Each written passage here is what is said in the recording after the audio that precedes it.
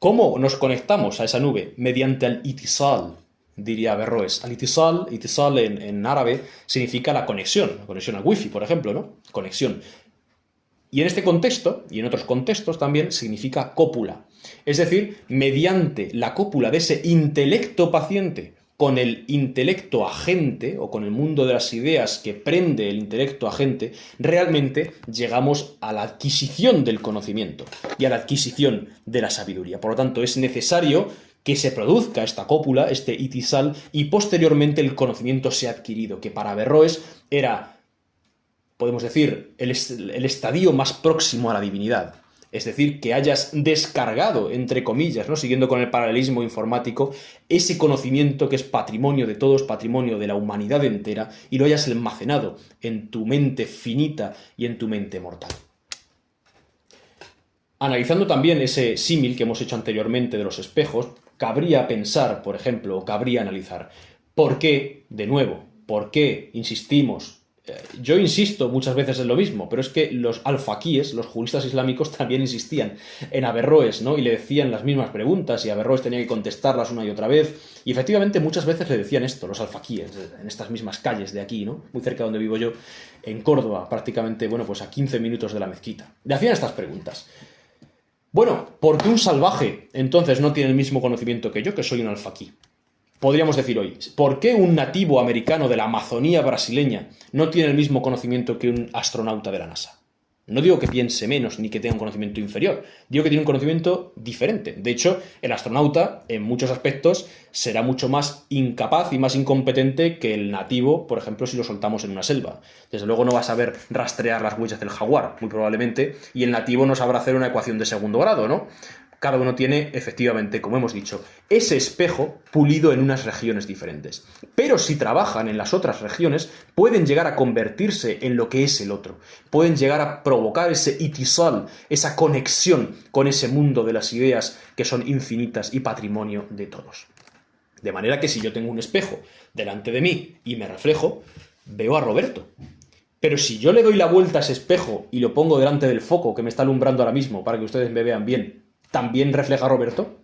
Efectivamente no, refleja a la lámpara. Ese espejo sería hacia dónde se dirige nuestra voluntad, hacia dónde se dirige nuestra intención de adquirir el conocimiento. La mía, por ejemplo, se enfocó en cierto momento de mi vida, por causas personales, en los idiomas. Yo giré ese espejo, yo giré esa superficie hacia los idiomas. Y refleja los idiomas, me refleja a mí mismo y está pulido en ese área. Si lo giramos hacia otras áreas, las reflejará peor. Y si lo giramos hacia otras, ni siquiera reflejará nada, porque ni siquiera está pulido para poder reflejarlas. Es un espejo. En sí no refleja nada per se, sino que hacia donde apunte, hacia donde lo coloquemos, y en función de cómo de bien pulido esté, efectivamente nos revertirá unas realidades u otras. Y la tercera pata, es decir, el tercer pilar de la filosofía quizá averroísta, ¿no?, con la que concluiremos su pensamiento para comenzar el desenlace de la conferencia, es la obligación del ser humano. Hemos dicho que una de ellas es servir como nexo entre el mundo sensible y el mundo cognoscible, entre las ideas y el mundo que se puede tocar, que se puede saborear, que se puede palpar, que duele, que quema, que uno vive, ¿no?, en su día a día. La siguiente gran tarea o la siguiente gran obligación y responsabilidad del ser humano, en tanto en cuanto a que es ser humano, es filosofar, es pensar. Porque como ya hemos dicho, el intelecto, la inteligencia, la capacidad de reflexión, no es sino una capacidad, valga la redundancia, que el propio Dios, que la propia divinidad ha puesto en nuestro cerebro, ha puesto en el interior de nosotros. Les traigo una imagen que, bueno, yo esto no es que lo haya descubierto, quiero decir, esto es de sobra conocido, ¿no? Pero si analizamos la forma del manto que cubre a Dios en la creación de Adán, de Michelangelo, en la Capilla Sixtina, encontramos que su forma es muy semejante a la de un encéfalo humano, ¿no? Quizá en una alusión de esa fuerza que le intenta transmitir el creador a Adán, que también se ha analizado de manera muy extensa, ¿no?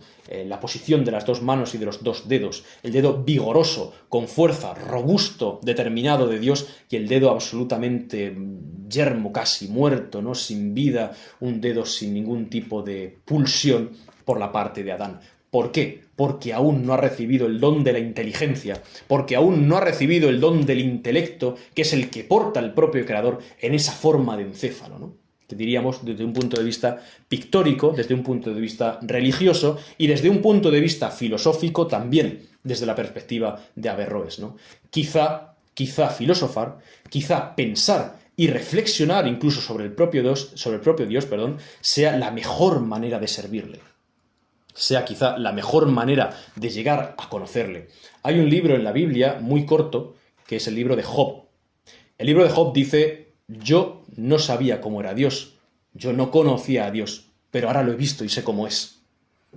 Efectivamente, bueno, esto a Job no le pasa por reflexionar ni por filosofar, sino por una serie de vivencias que tiene, ¿no? Pero extrapolándolo, quizá a nuestra conferencia, efectivamente es lo que nos diría Averroes. Averroes diría: piense usted, porque quizá es el mejor ejercicio de adoración para con el Creador. Si hablamos, por tanto, con el pueblo, o si hablamos con los sabios, el mensaje será diferente, ¿no? Porque, bueno, si la idea es la misma, el mundo de las ideas es el mismo, Dios es el mismo y el intelecto es igual, entonces podemos hablar igual a todo el mundo, ¿no? Porque, bueno, ese espejo no ha sido pulido por todo el mundo en todas las áreas. De manera que cuando uno habla sobre Dios con el pueblo llano, basta con que le diga que Dios creó el mundo en 6 días. Basta, es algo alegórico, ya lo hemos dicho, ¿no? Es un símbolo como el de la vidriera, que nos vierte realidades más hermosas. Es una alegoría necesaria, realmente. Pero cuando alguien habla con un grupo de personas o con una persona que realmente ha pulido ese espejo para poder servir a Dios de esa manera, es decir, desde el intelectualismo, es decir, desde la reflexión, fruto de ese intelecto regalado por la divinidad, ¿no? Las palabras, efectivamente, tienen que ser diferentes. Las palabras van en otra línea. Y llegaríamos, por ejemplo, en esas palabras a la conclusión de que si Dios es creador, ¿cómo puede ser que creara en 6 días? Es decir, si Dios comenzó a crear en un momento, significa que antes y después no estaba creando. Entonces no es creador. Lo cual entra en conflicto absoluto con la idea de un creador universal y absoluto y eterno. No será quizá, diría Averroes, que en la medida en que las leyes naturales se mantienen, en la medida en que las leyes naturales siguen rigiendo la naturaleza y siguen rigiendo, por ejemplo, el movimiento de los planetas, la fuerza gravitatoria, todas las fuerzas que existen en el universo, en la medida en que siguen rigiendo el universo, ¿no será precisamente esa la medida en la que Dios crea? Y en la que Dios sigue siendo creador desde el momento 1 hasta ahora y hasta el fin de los tiempos. Bueno, la ciencia dice que efectivamente el universo se está expandiendo. ¿No será aquello también un signo creador de la creación constante de Dios, que si se acaba en un momento dado, en esos 6 días primeros, haría que el creador deje de serlo? Además, Dios no puede dejar de hacerlo. Dios no puede dejar ni de pensar ni de crear, porque en la medida en que es creador, todas sus ideas llegan a término. Es decir, todas sus ideas se convierten en realidades. Si Dios dejara de pensar, el mundo dejaría de existir. Bueno, a esta serie de reflexiones bastante interesantes, ¿no? Y bastante profundas llegaríamos si hablamos efectivamente con alguien que tiene ese espejo bien pulido en esas áreas. Y bastaría, como hemos dicho, con la alegoría hermosa y con la alegoría necesaria cuando uno habla con el pueblo llano. Bueno, Dios, efectivamente, como hemos dicho, puede decidir, Dios puede optar por dejar de crear, entonces dejaría de ser Dios. El determinismo divino, ¿no? Algo de lo que lo acusan, bueno, con gran crueldad al propio Averroes. Llegamos entonces a la conclusión de que el mundo es eterno e increado y que Dios en ningún momento comienza ni acaba esa creación. Para acabar la conferencia, ya que hemos acabado su filosofía, veremos qué sucede finalmente con Averroes, ¿no? ¿Por qué? O sea, cómo acaban sus días, de manera bastante convulsa, como hemos dicho. A pesar de que los alfaquíes le tenían un odio tremendo, a pesar de que los juristas islámicos y todos los que regían el pensamiento musulmán lo odiaban por sus ideas sobre filosofía, el califa de ese momento, almohade, Al-Mansur, que no es Almanzor, es otro, Al-Mansur, le tenía un gran aprecio. Y sabía, decía él, si me permiten la expresión, que había patinado absolutamente en la filosofía y en el pensamiento, pero que era un gran médico, que era un gran astrónomo, que era un hombre verdaderamente incomparable y que no podían simplemente ejecutarlo. Es decir, este hombre no puedo prescindir de él, además su familia había sido médicos de la corte, habían sido cadíes. Bueno, este hombre, lo siento mucho si les ha ofendido a los alfaquíes, pero no podemos librarnos de él así como así. Y precisamente fuente de este aprecio del califa es lo que, o como fuente, podemos decir, es lo que hace que lo exilie y no acabe con su vida. Y un exilio además bastante extraño, como veremos. Efectivamente, la batalla de Alarcos, que ya la hemos visto anteriormente, estaba muy próxima, estaba muy cerca, a la vuelta de la esquina, y el califa necesitaba el apoyo de los alfaquíes, más que el de Averroes. Por eso lo exilia. Le tenía bastante más aprecio a Averroes que los alfaquíes, juristas, legalistas extremos, pero necesitaba su apoyo para la batalla, para frenar el avance de los cristianos. Así que optó por exiliar al pobre Averroes y además por ordenar la quema selectiva de todas sus obras. De sus obras relacionadas con el conocimiento filosófico, relacionadas con la religión, pero en ningún momento, como decimos, se quemaron las de astronomía, las de medicina, las que tienen que ver con la inmunología, porque muy al contrario fueron aprovechadas. Simplemente les traigo este resumen, ¿no? Para que vean una síntesis de todo ese pensamiento del averroísmo latino, también muy unido, por cierto, con el concepto de noosfera de Pierre Teilhard de Chardin, que realmente apunta a una realidad en la que todos los seres vivos del mundo comparten una misma alma. Es decir, todos somos lo mismo, una especie de alma universal y de alma cósmica en la que, nos expresamos de diferentes modos, pero todos somos en esencia lo mismo. Y como hemos dicho, pues tuvo que ser testigo el pobre Averroes de la quema selectiva de muchas de sus obras que con tanto trabajo había creado precisamente, como digo, muy cerca de aquí, en los muros de la gran mezquita Aljama de Córdoba. El destierro al que someten a Averroes puede parecernos un poco ridículo, ¿no? Porque es que lo destierran a Lucena. O sea, Lucena es un pueblo, es una ciudad pequeña que está a 70 kilómetros de Córdoba. O sea, es como si a ustedes que están en Vitoria los destierran a Logroño o los destierran a Pamplona. Hombre, yo qué sé, es un destierro, pero vaya destierro, ¿no? Bueno, efectivamente, el califa no quería desterrarlo demasiado lejos. Además, el castigo estaba oculto, porque Lucena era una ciudad de judíos. Y pues era bastante peor para muchos de los musulmanes estar viviendo entre judíos que estar incluso muerto, ¿no? No digo que lo fuera para Averroes, pero para muchos de ellos lo era, y lo sigue siendo para muchos de ellos también. Efectivamente, vive unos años en esa Lucena, y lo que no podía imaginar el propio Averroes es que ese contacto con los judíos, ese contacto con la comunidad sefardí de Lucena, es la que hace que sus ideas y que sus obras se impulsen al resto de Europa, que se traduzcan al hebreo, que posteriormente en la Escuela de Traductores de Toledo se traduzcan a todas las lenguas romances y que viajen por toda Europa. Es decir, su paso breve pero crucial por Lucena hace que su conocimiento se impulse al resto de la humanidad, gracias, en gran medida, como decimos, a la comunidad judía que vivía y que ha vivido históricamente en Lucena. Este es el modo en el que hasta el día de hoy nos han sobrevivido muchas de sus obras.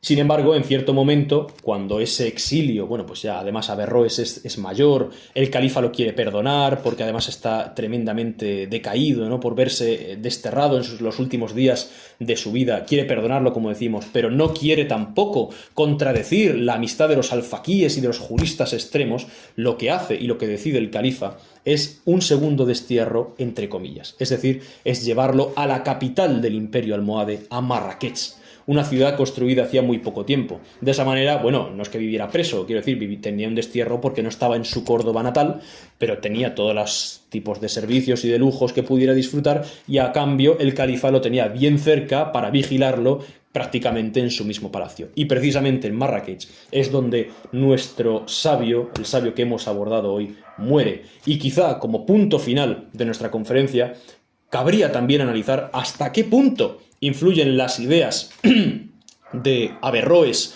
en figuras tan increíbles, ¿no? como la que tenemos en pantalla realmente. La escolástica, que no la funda él, la fundan otros sabios, pero realmente tenemos una influencia muy difícil de ignorar. ¿Hasta qué punto bebió de Averroes? ¿Hasta qué punto la escolástica toma nota del autor cordobés? ¿Hasta qué punto? Incluso en la consideración de ese enfrentamiento entre la religión y la ciencia, en el que se dice, Santo Tomás de Aquino nos dice que no hay ningún tipo de enfrentamiento, ¿no? Sino que se complementan. ¿Hasta qué punto, como decimos, bebió el sabio cristiano y su corriente del sabio musulmán? Y como reflexión final diré que, a pesar de que nos encontramos en el siglo XII y la escolástica en el siglo XIII, ya me gustaría a mí personalmente recibir, por ejemplo, en los telediarios de la televisión un método analítico como el de la escolástica. Es decir, es absolutamente perfecto. ante un evento, imaginen ustedes una guerra, se exponían las ventajas, se exponía, por ejemplo, el lado o las razones para comenzar esa guerra por parte del invasor. A continuación, se exponían los inconvenientes, las razones del pueblo invadido para resistir a ese invasor. Y después se emitía un juicio. Pero previamente uno había tenido una imagen general, por lo menos, de lo que se piensa en los dos bandos, o se piensa en las dos corrientes de pensamiento. Sin embargo, cuando ustedes ponen la televisión, al igual que cuando la pongo yo, que es nunca, desde hace bastante tiempo y bastantes años, lo que recibimos es propaganda. Y cuando empieza una guerra, ya sabemos muy bien y tenemos muy claro, desde el minuto uno, quién es el bueno y quién es el malo. Sin embargo, si siguiéramos quizá un método analítico tan antiguo como la escolástica de Santo Tomás de Aquino, podríamos llegar a la conclusión de que quizá no hay buenos ni malos y que quizá lo más importante es indagar en los motivos que han llevado a esas dos fuerzas a enfrentarse. Y después analizarlo nosotros con nuestro intelecto y, en último momento, si lo deseamos, emitir un juicio. Bueno, muchísimas gracias por la escucha y si tienen algún tipo de sugerencia o algún tipo de pregunta, aquí estoy.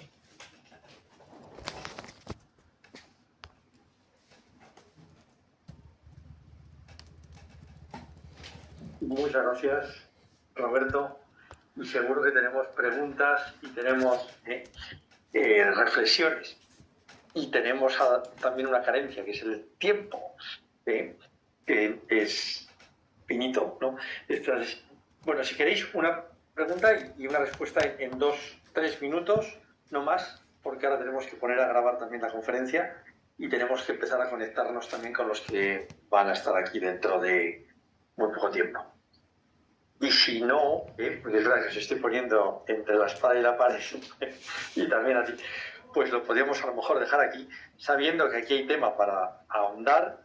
También, Roberto, que mañana defiendes ya el TFG, que pasado mañana te gradúas y que esperemos que te das un poquito más de tiempo después de este curso tan intenso y puedas venir y estar presencialmente ya después del verano y ya con un nuevo grado y ya imagino pues bueno que estarás ahí con el máster y con todas estas